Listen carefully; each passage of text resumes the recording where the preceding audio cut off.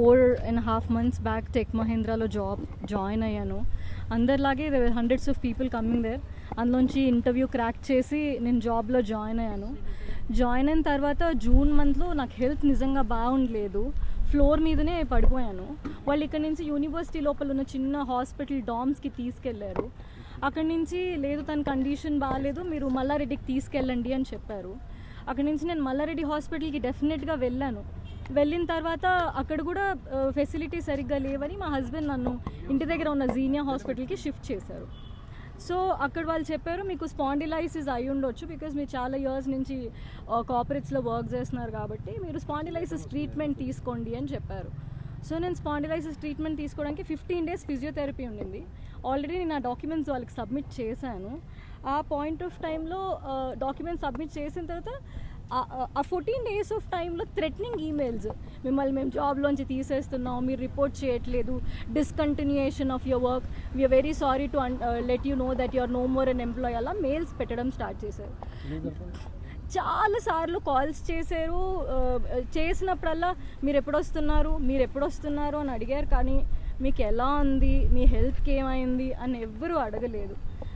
నా మీద వచ్చినప్పుడు కూడా I was able to take it అండి. నేను పర్లేదని వదిలేశాను. బట్ 2 steps ఫార్వర్డ్ వెళ్ళిన తర్వాత మధ్యలో కొన్ని రోజులు వాళ్ళంతలో వాళ్ళే క్యాబ్ స్కెడ్యూల్ చేయలేదు. I have a proof of it. So cab schedule చేయలేదు. ఫ్రైడే ఏం జరిగిందంటే మా పాపకి ఒంట్లో బాగాలేదని నేను కాల్ చేసి చెప్పాను. నేను క్యాబ్ ఏరియాలో అక్కడ దిగి ఇక్కడ నడుచుకుంటూ వచ్చేసరికి 3 calls వచ్చాయి. మా టీమ్ లీడర్ అన్నారు మీరు పైకి వచ్చేసేయండి, పైకి వచ్చి మీరు మాట్లాడండి, మీరు ఫస్ట్ లాగిన్ చేసేయండి అని చెప్పారు. లాగిన్ చేస్తే లేట్ అవుతుంది కదా సార్, నేను మళ్ళీ ఇంటికి వెళ్ళడానికి లేట్ అవుతుంది, నేను లాగిన్ చేయలేదు, నేను ఇంటికి వెళ్ళిపోతాను అని.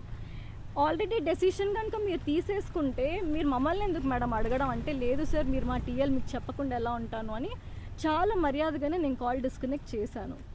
ఆ తర్వాత నెక్స్ట్ డే మార్నింగ్ కూడా నాకు కాల్ వచ్చింది. కాల్ వస్తే నేను డాక్యుమెంట్స్ పెట్టాను, నోటెడ్ అని పెట్టారు. పెట్టిన తర్వాత వాళ్ళు నాకు 22nd రోజు నేను నార్మల్గా లాగిన్ చేయడానికని వచ్చానండి.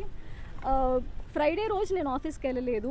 డాక్టర్కి కాల్ చేశాను, doctor Prashanth Edwards, I proof of it.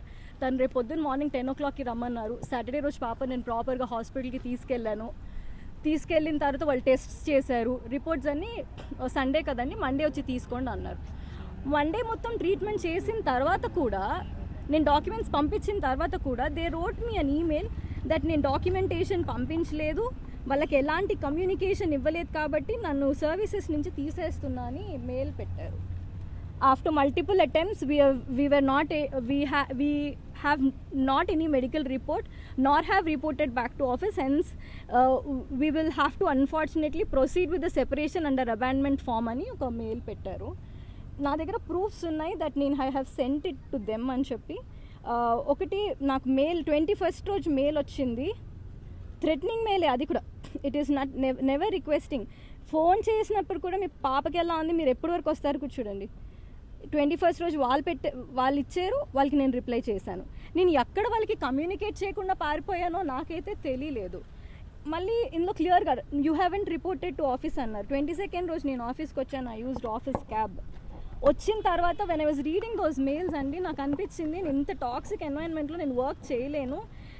Anyhow I was decided to put down my papers and police స్టేషన్కి వెళ్ళాను నేను టు కంప్లైంట్. పోలీసులు ఏమంటారంటే మీరు లేబర్ లాకి వెళ్ళిపోండి, లేబర్ లా దగ్గర నుంచి సపోర్ట్ తీసుకోండి అని చెప్పారు. వాళ్ళు ఎఫ్ఐఆర్ చేయలేదు, పిటిషన్ తీసుకుని రిసిప్ట్ ఇచ్చారు. నిన్న డే మొత్తం పోలీస్ స్టేషన్లోనే ఉన్నాను. Evening I try to reach few people but ever respond సరిగా అవ్వలేదు. ఒకటి అయితే నిజం, this is a very toxic environment especially for women to work. వీళ్ళ లంచ్ సిస్టమ్స్ కూడా చాలా వెరైటీ ఉంటాయి సార్. 3:30కి లంచ్ స్టార్ట్ చేసుకుంటే 13 members ఉంటారు. Per head ½ an hour, 4, 5, 6, 7. Last member అన్నం తినే వరకు 9 o'clock అయిపోతుంది. సో వాళ్ళకి స్ట్రిక్ట్ లంచ్ బ్రేక్స్ లాంటివి కూడా ఏవి ప్రాపర్గా ఇవ్వరు. మోర్ ఓవర్ విమెన్తో అరిచి మాట్లాడడం సార్. వీళ్ళకి టేబుల్ కాన్వర్జేషన్స్ అని క్లోజ్ రూమ్ కాన్వర్జేషన్స్ అలా ఏం ఉండవు. ఫ్లోర్ మీద నించుని అరిసి మాట్లాడతారు. ఎవరైతే నాకు కాల్ చేసి, నా బాధ అంతా ఏంటంటే సార్, మీకు ఎలా ఉంది అని కూడా అడగకుండా మీరు ఎప్పుడు వస్తారు అని అడిగి జాబ్ నుంచి తీసేయడం కాకుండా, I'm not fighting back that I get back to tech Mahindra. I'm fighting for the harassment caused by them. 4 months నుంచి సార్ మా టీఎల్ వచ్చేసి శివసాయి పున్నా అండ్ భాగ్య అంటే సార్ ఎవరికైనా కష్టం వస్తే హెచ్ఆర్తో చెప్పుకుంటారు రైట్, మీరు ఎవరైనా హెచ్ఆర్తో చెప్పుకుంటాం. మేము హెచ్ఆర్ఏ కాల్ చేసి థ్రెటన్ చేస్తే సార్ ఆమె ఇఫ్ యూఆర్ చెప్పడానికి కూడా ట్రై చేస్తే come with documents then I will talk అంటది. ఒక ఆడ మనిషి అట్లీస్ట్ దే షుడ్ లిజన్, ఆవిడ అది కూడా వినదు. తర్వాత మీరు చూసినట్టు మా head of the department Rafi గారికి నేను మెసేజ్ పెట్టాను వాట్సాప్లో. వాళ్ళు అనడం ఏంటి అని అంటే మీరు మాకు మెయిల్ చేయలేదు అని. Anything is a communication right. So నేనేమన్నాను అంటే what I'm trying to say అంటే సార్ కార్పొరేట్ ఎంప్లాయీస్కి ఏదైనా జరిగితే లేబర్ కోర్ట్కి మాత్రమే వెళ్ళాలి. అక్కడ 2 years 3 years కేసెస్ అంతా అలా పెండింగే ఉంటాయి కానీ అది ఎప్పటికీ రిజాల్వ్ అవ్వవు. ఓకే, మోర్ ఓవర్ సడన్గా జాబ్లోంచి తీసేస్తే వాట్ అబౌట్ మై ఫ్యామిలీ? ఇప్పుడు నాకేం కావాలి sir, I want you to run a campaign that నేనే కాదు చాలా మంది ఉంటారు ఇలా లీవ్స్, మెడికల్ లీవ్స్ రెస్పెక్ట్ చేయకుండా, యూనో బ్రేక్స్ ఎక్స్పెక్ట్ చేయకుండా ఎవరైనా ఎలా అయితే పని చేయలేరు సార్. నేనేం ఎక్స్పెక్ట్ చేసినాను తెలుసు సార్, ఎవరైతే నన్ను జాబ్ నుంచి తీసేసారో, ఎవరైతే ఈ ఈమెయిల్లో ఇంక్లూడెడ్ ఉన్నారో వాళ్ళందరినీ టర్మినేట్ చేసేంత వరకు నేను వదలను సార్. నేను ఇక్కడే కూర్చుంటాను until I get the information.